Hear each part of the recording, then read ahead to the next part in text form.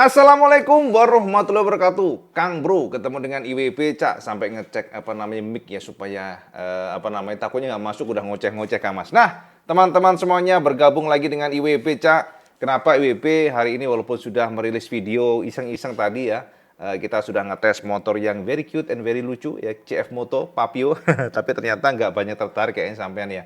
Tapi oke karena memang itu motor lama, motornya sudah cukup banyak ya review, jadi kita nggak terlalu fokus ke sana juga sih. Jadi makanya sampai juga kayaknya nggak banyak nengokin tadi, Cak. Nah, teman-teman semuanya, tapi it's okay. Kita akan fokus lagi pada satu poin yang sangat hot, Cak.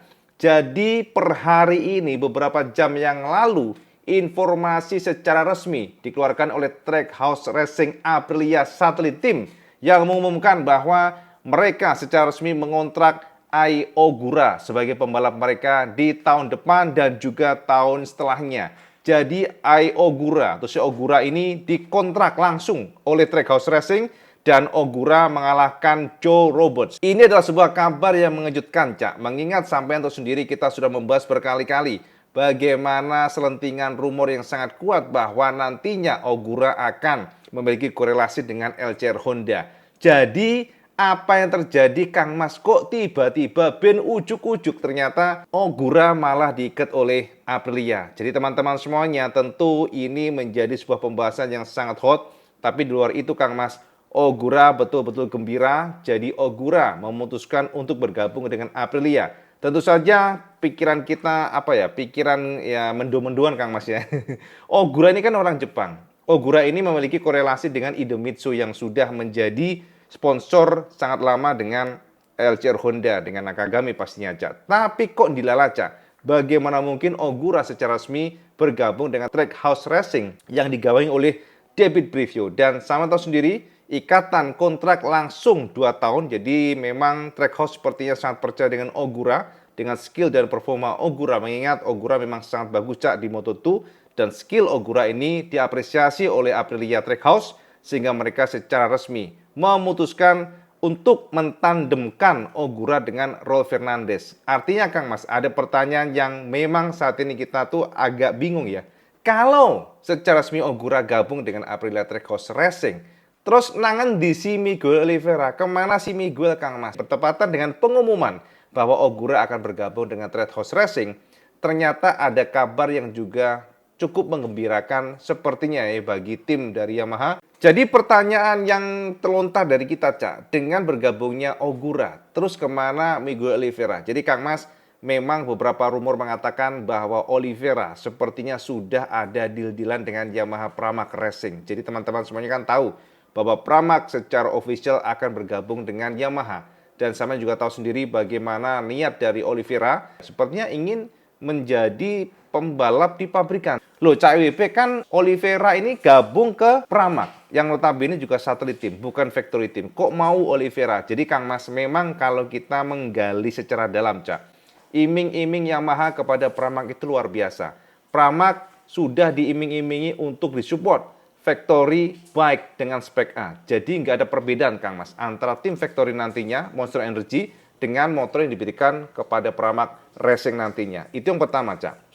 Artinya ya nanti jika ada komponen baru akan langsung disupport, langsung akan diberikan kepada Pramac. Jadi secara treatment, Yamaha memastikan bahwa mereka tidak akan membedakan antara tim satelit dan tim factory. Karena mereka merasa membutuhkan tim satelit untuk mengumpulkan data. Itu yang pertama. Yang kedua adalah dari gajinya Kang Mas. Jadi beberapa rumor yang masuk, Cak. Ternyata Yamaha sepertinya menggaji Oliveira dengan nilai yang luar biasa. Rumor yang kita dapatkan terbuka 2 digit dibandingkan dengan yang dia dapatkan, 2 kali lipat bukan 2 digit ya, yang dia dapatkan dengan gaji sekarang di Trackhouse Racing. Jadi itu membuat Oliveira pun sangat yakin bahwa jika dia bergabung dengan Yamaha, maka masa depannya akan lebih cerah dibandingkan dengan Trackhouse Racing.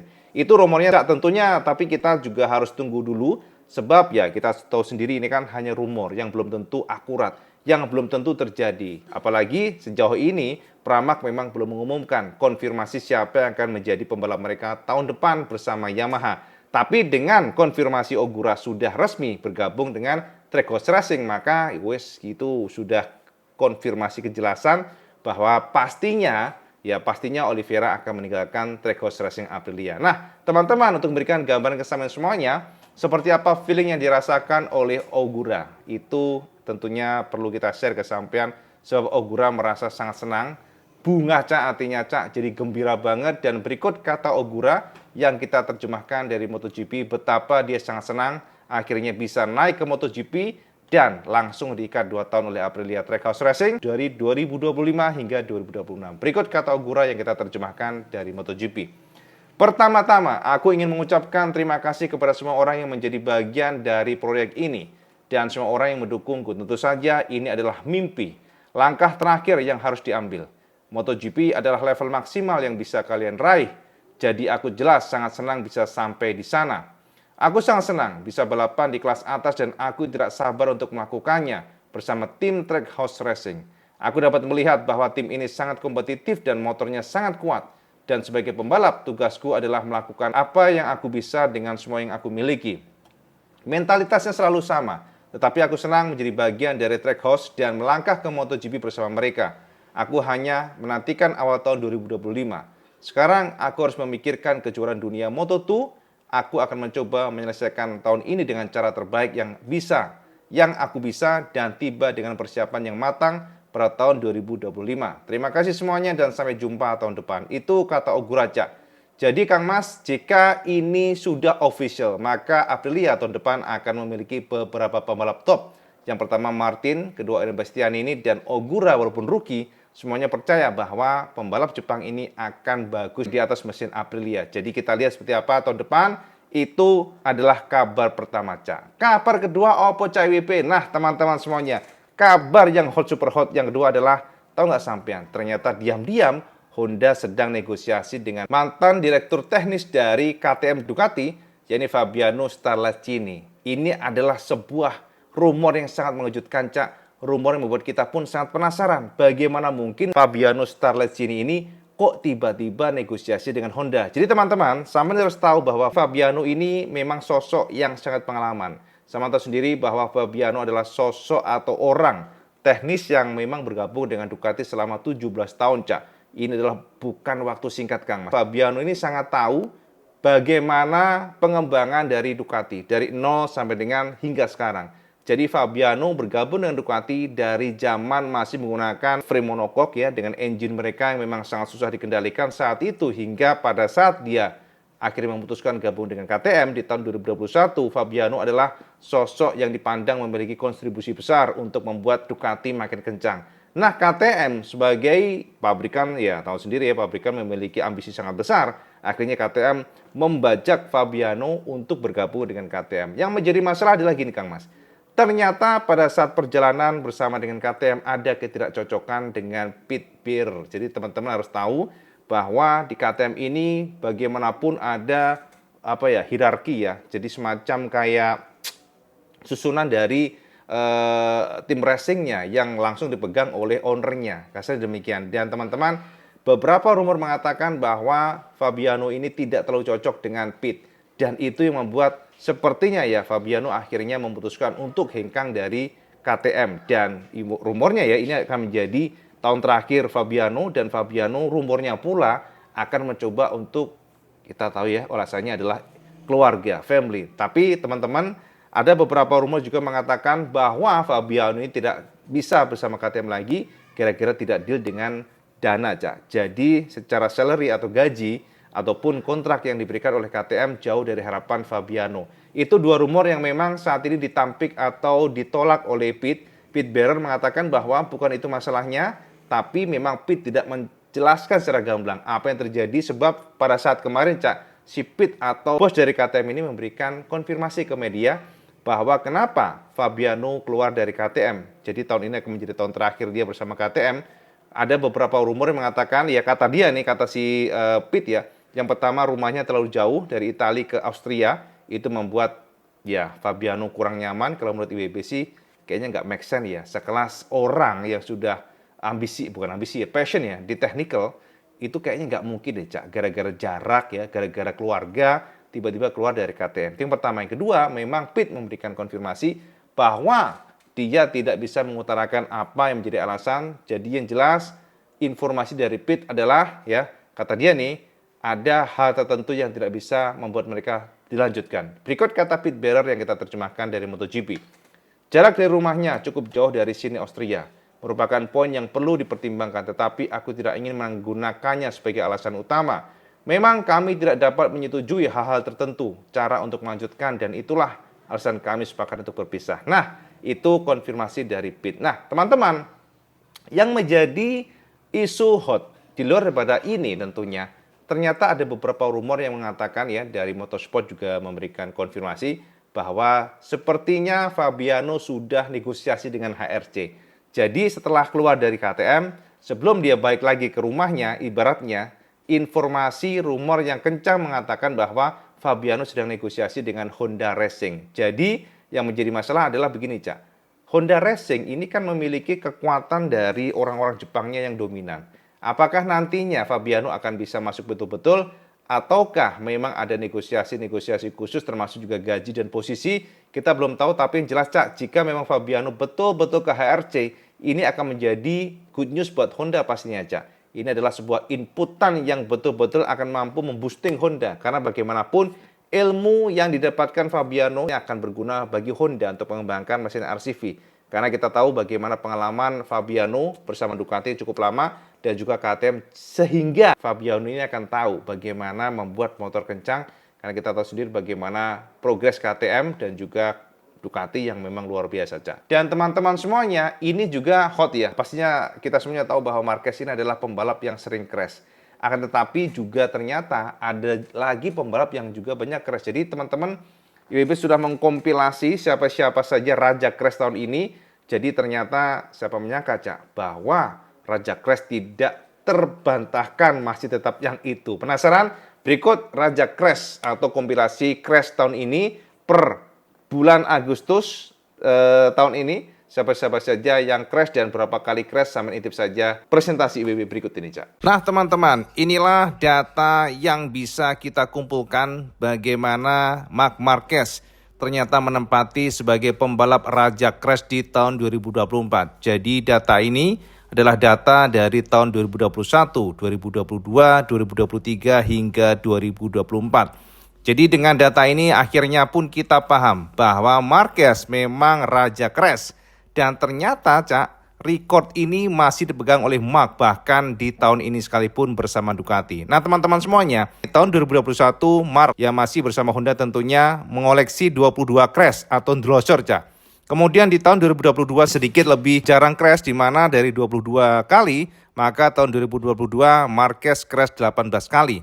Kemudian di tahun 2023 ini adalah momen yang paling parah, di mana Marquez akhirnya memutuskan keluar dari Honda. Dan teman-teman, sampai tahu nggak, di sini ternyata Marc menorehkan crash selama 29 kali selama satu musim, dan ini membuat dia menyerah bersama Honda.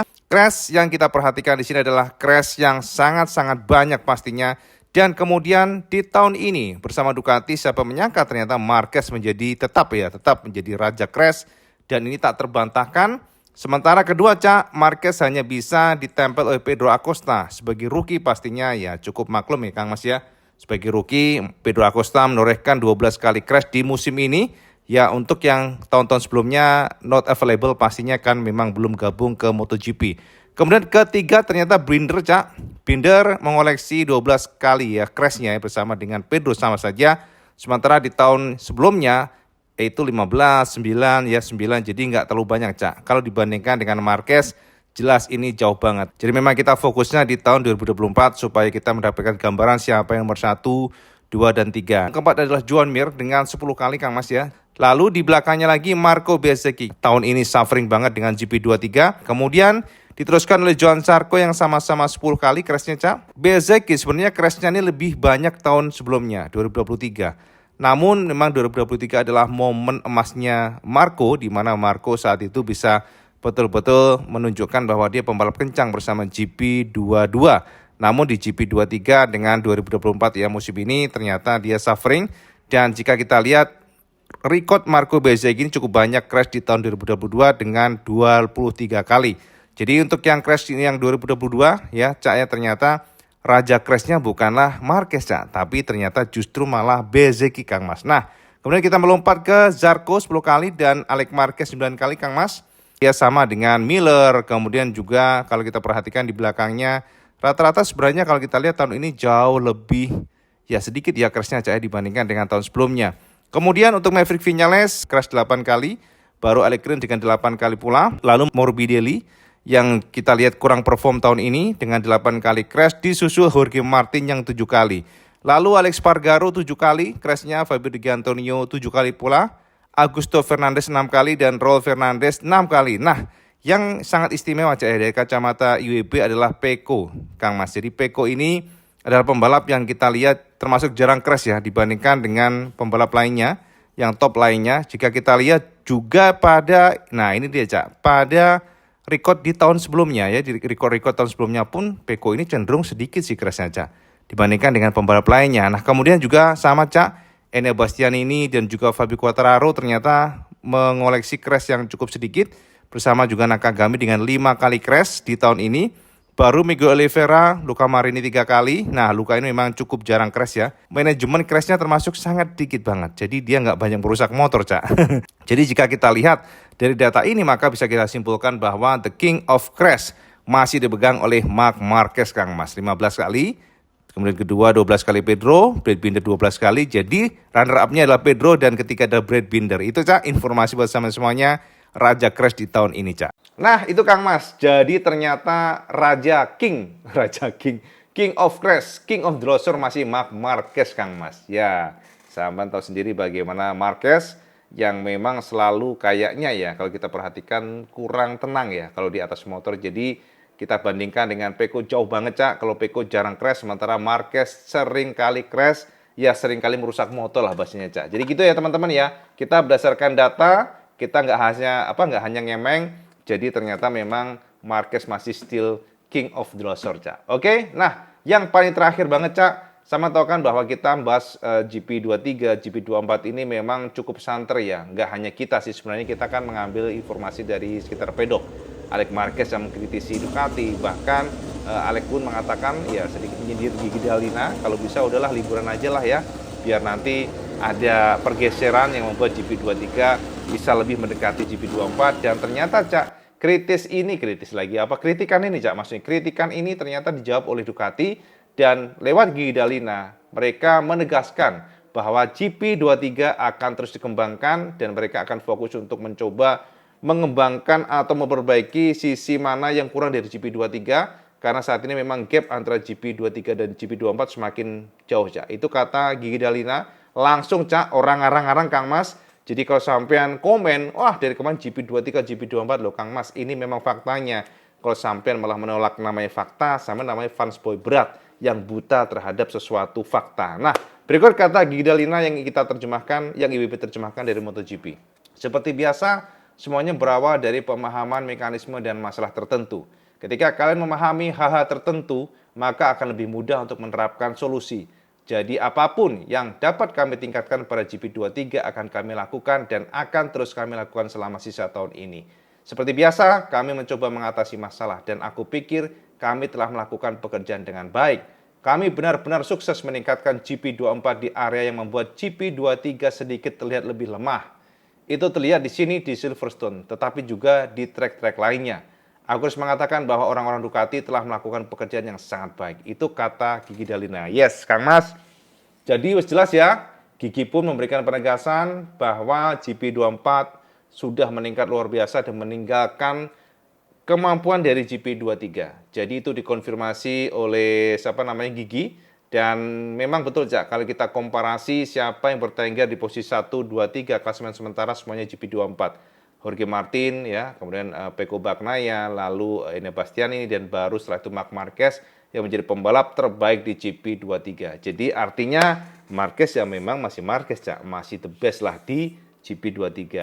Apakah Ducati semuanya? Ya kita nggak fair lah ya, karena motor berbeda. Kita akan komparasikan nanti tahun depan, biar kita lebih fair antara Marquez dan Pecco. Tapi bukan berarti kita percaya diri bahwa Marquez akan mengalahkan Pecco langsung, Cak. Ingat, Pecco adalah pembalap yang super sempurna saat ini. Pecco sangat rapih, Pecco memiliki mental luar biasa, Pecco memiliki skill yang bagus. Apakah Pecco akan tetap tenang seperti itu di tahun depan? Kita perlu lihat lagi, Kang Mas ya. Oke, Cak, jadi itu Cak update IBB tentang MotoGP hari ini. tentang Ogura yang resmi bergabung dengan Trackhouse Racing, kemudian juga indikasi Miguel Oliveira gabung Pramac Racing Yamaha, mau ngomong Ducati, Cak, biasa Ducati ya. Kemudian juga konfirmasi dari Gigi Dalina yang akan terus memperbaiki GP23, mereka akan coba fokus lagi ke GP23 untuk mengejar GP24, dan yang terakhir adalah Raja Crash itu siapa saja, ternyata Marc Marquez, Kang Mas. Oke, dan yang sebelum kita tutup adalah informasi yang paling fresh bahwa Alex Rins akan gabung di Austria setelah kemarin cedera ya, sepertinya akan ada namanya recovery yang cukup baik. Jadi kita lihat Alex Rins juga memberikan konfirmasi bahwa dia akan gabung ke Austria, dan kemudian informasi dari Fabio juga untuk di Austria nanti, maka mereka akan membawa beberapa komponen yang dicoba oleh mereka. Sebab dari sana nanti mereka akan langsung ke Misano untuk pengetesan beberapa komponen tersebut, termasuk engine baru, sasis baru mungkin, swing arm baru, kita nggak tahu. Tapi yang jelas kita tunggu saja seperti apa MotoGP Austria pekan nanti, Cak. Oke, Kang Mas, itu aja update kebenaran. Seperti biasa, kalau kalian suka video ini, sama like, share, dan subscribe. Jual lagi, Cak. Sampai sholat 5 waktu, karena itu yang paling penting. Assalamualaikum warahmatullahi wabarakatuh. Salam Skandas.